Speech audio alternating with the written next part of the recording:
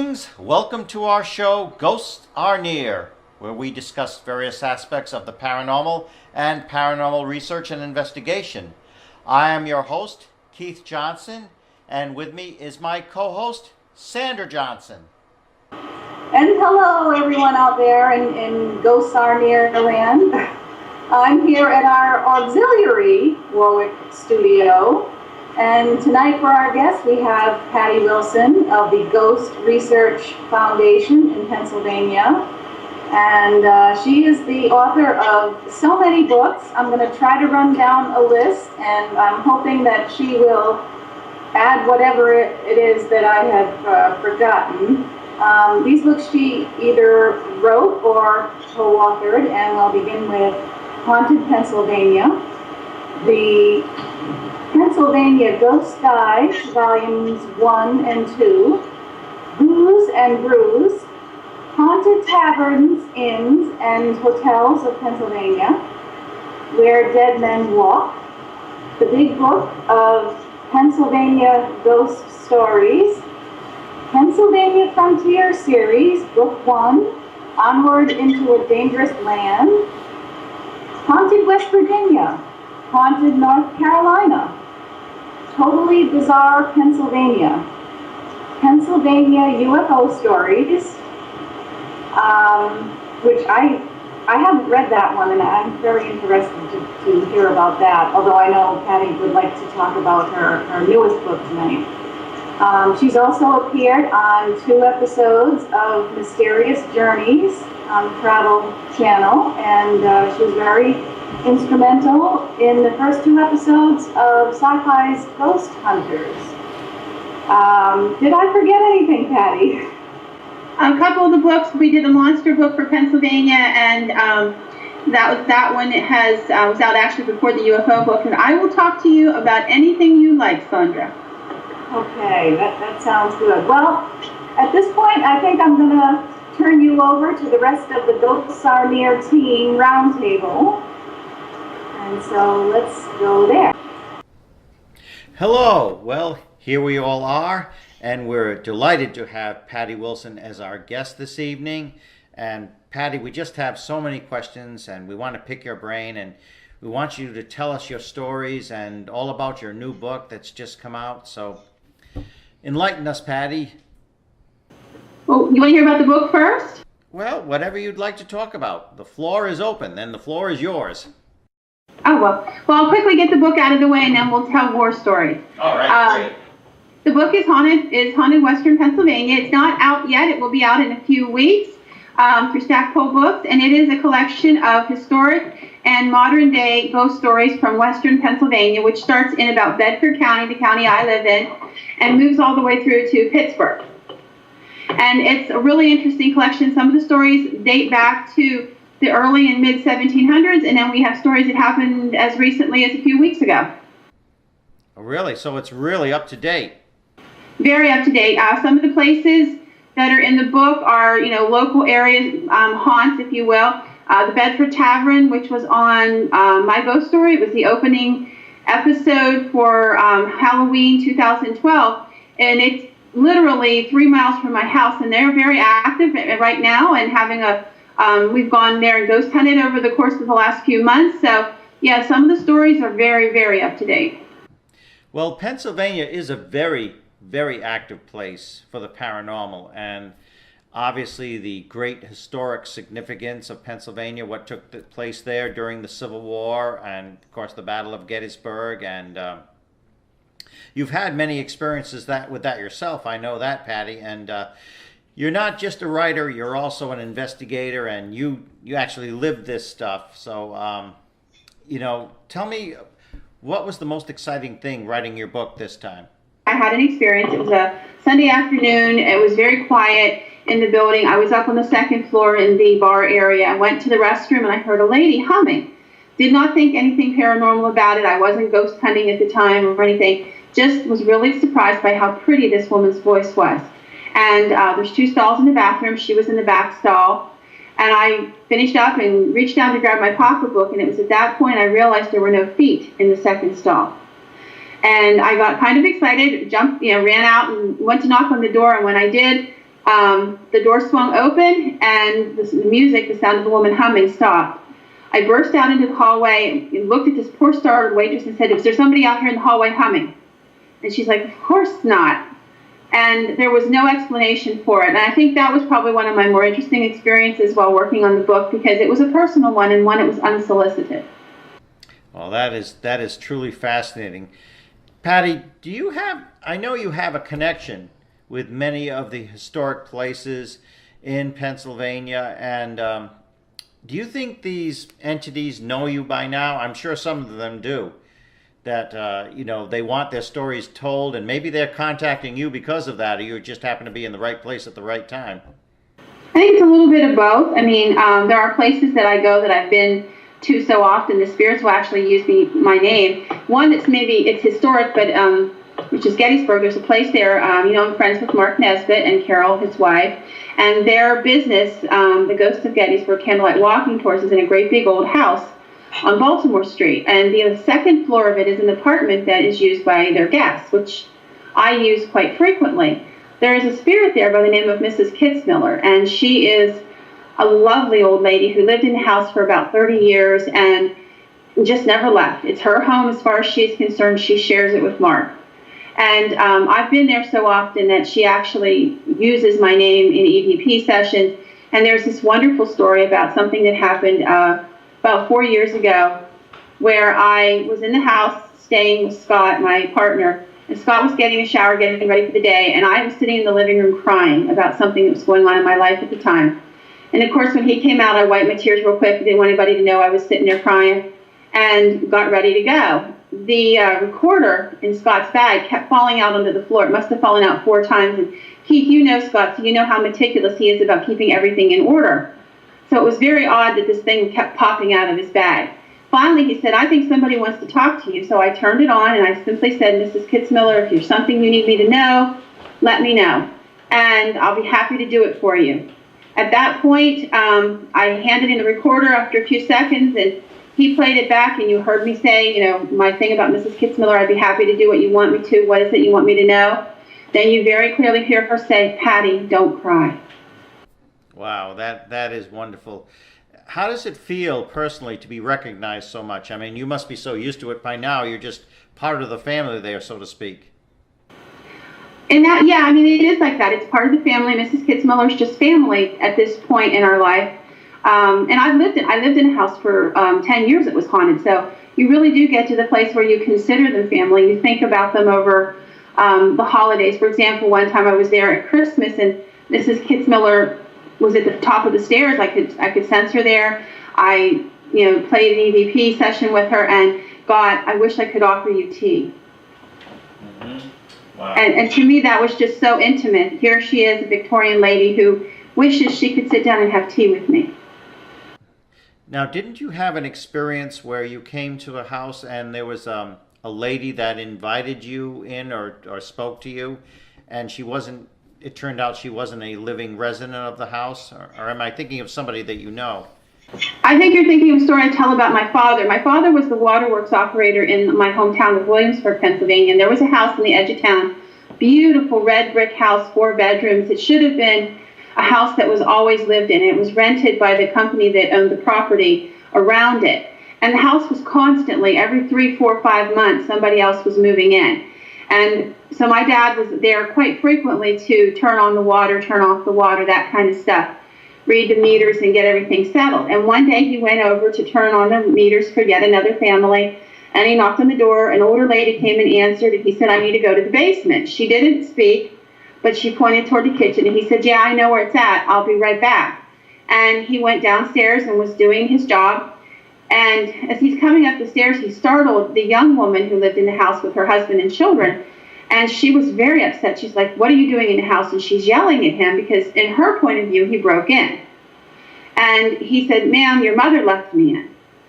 And she looked at him like he was crazy, and she said, "You know, my mother doesn't live with us." And he said, "Ma'am, the older lady, maybe she's your grandma, I'm not sure." And he described her.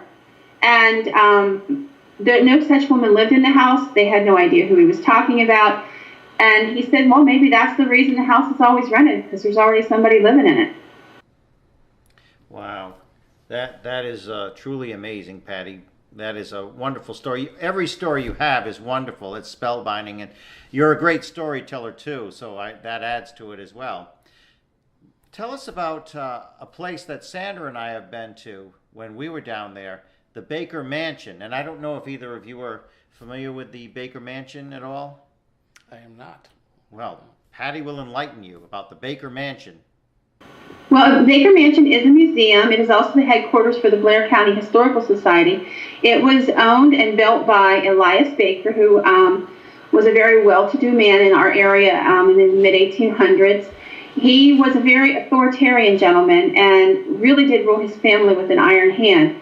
He had two sons, David Woods, who did marry and move out, his son Sylvester, who stayed there as a bachelor his whole life, and his daughter Anna. Anna fell in love with a young gentleman who was a worker for her father, and when her father found out, he ran the man off. Whether he bribed him or he threatened him, he definitely did run the man off.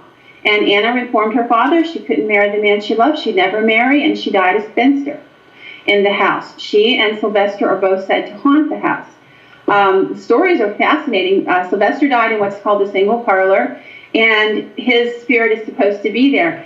What makes that an interesting story is the fact that there used to be pressure pads under the carpets for an alarm system, and those pads would get crushed in front of the sofa where he fell on the night he had his heart attack. They had police dogs that would come in and refuse to go into that room. And that's happened on 2 different occasions with different dogs where they came in to do their job, and these are trained canine dogs. They should never balk at going where they need to go. And yet they backed away from that doorway and refused. Anna's been seen throughout the house, and there's just a legion of stories. And we've actually been ghost hunting there again in the last couple of years, Keith, and had some really interesting EVPs, found that some of the museum objects are also carrying with them spirits. And it was very interesting to find, we have a gentleman in our group, Charlie, who's a sensitive, and he gave some information on a gun, and the woman who was the assistant director went downstairs and looked up the gun and found that all the information Charlie had given her was quite accurate. Wow. And of course, when Sandra and I were there were investigators there, and I remember one investigator at one time told the story of how he had been in Sylvester Baker's room and he was told to get out. I mean, he literally heard this, and he got out pretty fast and let out an expletive and kind of just, he was like white lightning just... Yeah, in his last year, Sylvester was, he was in pain. Yeah. He was arthritic. He had a hard time walking, and he got a little bit cranky. And, the stories exist of him thumping on the ceiling with his cane to get people to, listen to him and what have you. So he did have that kind of a cranky personality toward the end of his life. Mm-hmm. And I remember when Sandra and I went by the room, I happened to be recording, and when we played our audio recording back, I did get an EVP saying, "Get out." Yeah. So we do have evidence of that as well. It's a beautiful place. It's an interesting place. There, Life magazine in 1981 actually deemed it one of the 9 most haunted houses in the nation, along with the Winchester Mansion and some very, very famous hauntings. And interestingly enough, it's one of the very few of that 9 that have not gone on to be, infamous for their hauntings. They've kept it very low key. They're very well aware of what's going on in the building, nothing dangerous or anything like that, but just that it is consistently a haunted house. And they've been careful to shepherd how it's handled. Mm-hmm. Okay, now let's move on to the Altoona Train Museum. Very wonderful place. Mm-hmm. Tell us about that place. That was it's actually originally the Master Mechanics Building. For those who don't know, Pennsylvania is a big railroading state. In fact, Altoona was literally built by the Pennsylvania railroads to service the railroads. And Altoona was railroad capital of the world for many, many years. So to put in perspective, the PRR actually hired about 11,000 of the 14,000 people that lived in Altoona at one time. So it was, a town that literally lived and breathed railroads. And the museum is actually in the old Master Mechanics Building. And it is a phenomenal building. If you're interested in railroading and railroaders, there's a difference. It's a great building because this is a building that celebrates the men and women who built the PRR, more so even than the actual events of railroading, because believe it or not, these people lived and breathed the railroad day after day, and it was a different breed. It was kind of like being a policeman. It was a job that became a way of life for these people. How there's a lot of ghost stories in the building. Perhaps my favorite is still one of the originals, and that is a story about a gentleman who was seen on an elevator by one of the staff one afternoon, and he simply stepped onto the elevator. This older gentleman was standing there. He kind of shimmered and faded away, and it scared the gentleman very badly. A few weeks later, he found a photograph that actually was of this same man. And as Keith knows, I went to that building and went to the area where this gentleman's photograph is hanging and did an EVP session. Now, I cannot tell you this was the man who is in the EVP session, but what I asked was, how did you die? And I got an answer, which you can actually hear on the Ghosts R Us website, just like Toys R Us, and it's steam burned, Lord, it hurt. Now, what really makes this interesting is when I talked to somebody about the photograph of this man in this great big, what looked to me like a big tin can, he was standing in a steam boiler. So his job was to maintenance and work on steam boilers. Now, there is the big photograph there, and there is a diminutive man there that apparently worked for the railroad company, and he's actually been seen in that building, correct? Yes, that's the gentleman I'm speaking of. He's been seen in there on a couple occasions, and interestingly enough, an update for you, Keith. The gentleman stood on the one side of him. He's a very tall man with a mustache. He's been seen in the building by a little girl on the third floor. She wasn't afraid of him. She was talking to this gentleman while her grandma used the restroom, and her grandma came out and said, "Who are you talking to?" And she said, "The nice man." And she said, "Where did he go?" And she said, "I don't know. He just disappeared." She wasn't scared in any way, but grandma was. So they went back down to the main floor to leave, and the little girl saw him in the picture, and she kept jumping up and yelling, "Grandma, Grandma," and she's slapping at the picture to try to get to the point where she could touch this man. She said, this is him, the man from upstairs." Now, there's no way it could be the man. As Keith well knows, that picture was taken in the 1930s, and the men in the picture looked to be in, their 30s to their 50s, pretty much at that point. Now, that place, it has a life of its own. It really does, especially around twilight. When the sun is setting, you're in there, and of course the place does have its festooned with mannequins, very, very lifelike mannequins all over the place. And as the sun is setting, it's almost like a hallucinatory effect where they start to, you see them moving, you know, your eyes do tricks with you, and it's almost like they're moving and they take on a life of their own. And the place is very, very eerie, and I'm glad you invited us there, because it was a wonderful, wonderful place, and I'm not surprised that there is so much paranormal activity going on in the place. And thanks so much for your knowledge and for Scott's knowledge. And another place, of course, that you were responsible for getting us into was the Mishler Theater, the famous Mishler Theater. Could you tell us about that? Sure. The Mishler Theater was built by Isaac Mishler, who had this dream of owning his own theater. He built it, and unfortunately, less than a year after it was built, it caught fire. He frantically rebuilt the building, and to think about this, in about 9 months, he rebuilt the entire structure. And it's a huge theater, as Keith can tell you. And Isaac is one of the ghosts that's there. Multiple people have seen him. People working up on the stage have looked back and seen him sitting in one of the seats. Directors have been sitting in the seats, you know, watching the play as they're going through all of that, and they've seen him sitting there. There's just a myriad of people. But one of my favorite stories of Isaac actually comes from a girl who, she's a teenager now, but originally she was about 5 years old when she first met Isaac. And apparently she was sensitive. She didn't know it at the time. She's just being a little girl, and she would talk to this man. And she would tell her mom about it, because her mother worked at the theater. And one day they're going through the front doors to leave, and somebody had just put up a painting of Isaac on the wall so that when you walk through as a guest, you were greeted by this picture. And the little girl ran over and said, "Mommy, Mommy, there's my friend." And everybody just froze, because the man's been dead for almost 100 years. And here it was Isaac Mishler. So he's been seen quite often. He does like to, whenever there's young teenagers and stuff like that up in the third floor where they run the lighting from, he will play with them a little bit. He'll touch them, pull their hair, that kind of stuff, like he's pulling pranks. But it's a really amazing theater. It's a gorgeous theater to go into. It has, other ghosts as well. There's a woman who has been seen singing opera on the stage by multiple people throughout the years. And in the ladies' restroom, there's a woman in a 1940s evening gown who will just suddenly rush into the room and sit down and then disappear. Now, Scott actually performed in the Mishler Theater, and I think as soon as when it opened up again, he was in the first play there, and Diary of Anne Frank, he actually did perform there, and he knows that theater so well, and gave us a wonderful, wonderful introduction to it, and described that it's an old hemp theater, meaning everything's by weights and pull ropes and everything. It's one of the last theaters of its kind that is actually like that. And indeed, there's very few hemp theaters left in this country that are in working order, and this is one that puts on plays regularly, so it is definitely still a very active theater. Folks can come and visit it. They put on several shows a year. Okay.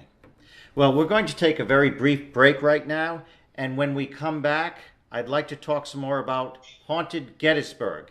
That'd be great. Heck yeah. We'll actually be on Ghosts R N.E.A.R. Oh my God, finally, after all these years. Oh, I'll say. Here we are with Chris Stedman. How you guys doing today? Welcome to Phenomenology 103. Yeah. 103. Yeah, we made the $2 up. Carl was doing an interview? Right, yeah, he was doing an interview and he just forgot what he was doing. After I did the trick, he was like, and the radio was up live. They were, hello. We filmed a little thing there called Confiscated Evidence. It's a spoof we do. Yeah.